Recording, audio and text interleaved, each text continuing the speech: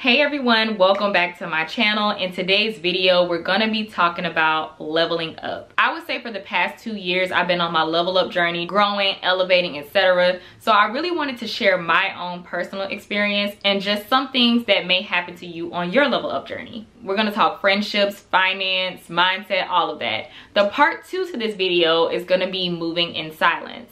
How many of you have been told to move in silence? All of us. Let me tell you why I don't, or when I choose to, and then when I choose not to. We're gonna break all of that down today. So before we get into it, let me know in the comments, what are some things that happened to you on your level up journey? Also, make sure that you give this video a thumbs up, subscribe to my channel if you haven't already, and let's get started. The first topic I want to break down is friendships. How does leveling up affect your friendships? Because it does, right? If you watch any videos similar to this one, then you already know that a lot of people are going to hit their expiration date with you, but that's okay. I feel like people always talk about like how you fall out with friends, but let me mention that one part that I messed up with in my level up journey is when the friendship ended, I looked at myself as the victim and looked at them as the bad guy. But understand that there doesn't always have to be a villain in the story. I was very bitter with some of my friendships ending, feeling like they did something to me, not realizing that they also lost a friend. Sometimes people just do not fit into your puzzle anymore, and that is okay. You gotta just let it be what it is and wish them the best. Now, with your friends that do stick around, the dynamic of your friendship may change. You are not the same person, and they're not either. So with that, as you change, the conversation might change. You may not like to do the same things together like you used to. So my childhood best friend, who I've been friends with since the 4th grade, shout out to her, Dominique. If you're looking for some good press-ons, by the way, check out her website because yeah, she is the queen of press-ons. But anyway, me and my childhood best friend, when we met in the 4th grade, we were completely different people. Obviously, we were kids. But as we grew up, no matter how much we may feel like we fell off, we always come back together. But of course, the conversations have changed. We don't talk as often as we used to, but when we do get together, it's always a good time because we have learned to manage our relationship even though things have changed drastically. There's nothing wrong with change, okay? Be open to change, but also be open to letting people go when you feel that this no longer works for you. I want to add to that, the you've changed conversation will come up with some people who have not grown and have not changed. So be ready for the, oh, you act different, oh, you're brand new, you're Hollywood. Please, let me tell you something that I'm never gonna do, okay? I'm never gonna dumb myself down to try to fit in, ever. Yes, you've changed, but if people really love you, they're gonna accept you for who you are at every phase. If they don't, you need to go. I remember being sad when some people who I'm no longer friends with would say, oh, you act so different now, I don't know who you are.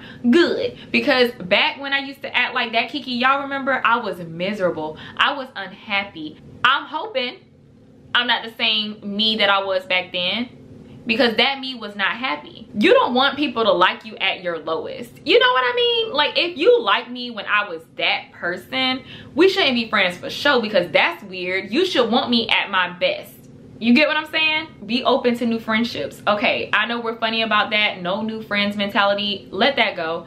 Allow yourself to meet people at this version of you, right? As this person that you are now. Yes, you can hold on to your old friends, but see what other people are offering. I have met so many amazing people while I'm this Kiki. People who relate to me, who have the same things going on as me. So just be open. Please be open. All right, now another thing I want to mention, which I actually just talked about in my last video, but those moments of solitude, those moments where you feel lonely, you're all by yourself. This is the most time that I spent by myself. And with those moments of solitude brings clarity. You start learning new things about yourself. You start talking to yourself more, journaling more, and you really get to do that self-work that you need. When it comes to enjoying your own company, really sit with yourself and figure out what you want next out of your life. What do you want to start doing with your life? Those are the moments to do that, and just think.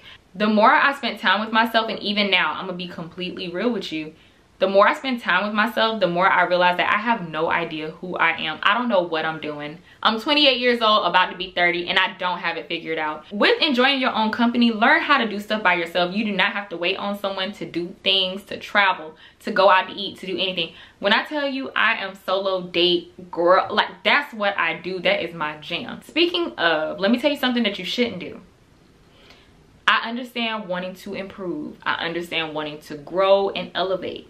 But learn how to enjoy you at every version of you. Please don't be like me. I used to pray for stuff, get it, and then be praying for something else. Learn how to be in every moment that you once wanted. Let's say you want something, you finally get it. Instead of just sitting in it, you're like, okay, now I want this. Now I want that. Now I need to get this. Calm down. Live in the moment. Live in the moment. I have just now learned to do this, and this is why I'm telling y'all this. I'm putting y'all on game. You will never be your best. You will only be better, okay? But you'll never get to this version where this is it. You're forever growing, you're forever changing. We have to learn how to exist sometimes. Always work on yourself, but enjoy every self that you work on. You get what I'm saying? I always have goals, don't get me wrong. I literally have daily goals, but I'm just saying, I think that's important for you to do. Write that down. Just be. Just exist.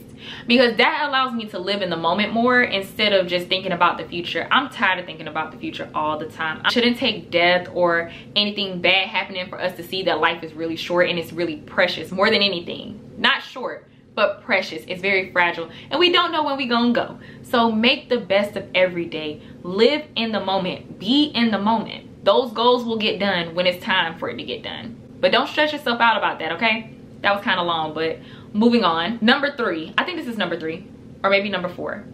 But anyway, your problems won't disappear. They only level up with your new life. Okay, when you level up, you're thinking, when I get here, I won't have these problems. And you are completely right, but you're gonna have some new ones and be grateful for them. Whenever I have an issue with my house, I always am so grateful that I'm having homeowner issues instead of the apartment issues where I had someone stumping all night and I couldn't put my baby to sleep. You know what I mean? Be grateful for your problems. Oh, you having car issues because you have a car. Y'all don't hear me. All I'm saying is never forget where you came from. You are in a better place in life, and that is such an accomplishment in itself. So having issues and having problems, that's just human nature.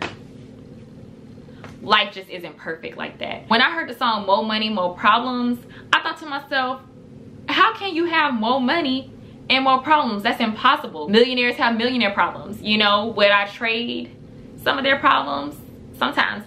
Problems don't stop. But I will say that your perspective does change. So the way I view problems now is just so minor compared to the problems I used to have. Please, I'll take it. I'll take it. Last point I want to bring up about leveling up is you may feel undeserving at times. That is something that I'm still working on to this day. And then sometimes when you're around people who are not where they want to be in life, they kind of make you feel bad about where you are. I'm not even going to call them a hater. How can you be happy for someone when you're not happy for yourself? Think about it like that. Some of y'all told me that I don't make long enough videos, so I hope that this video is going to be long enough for you.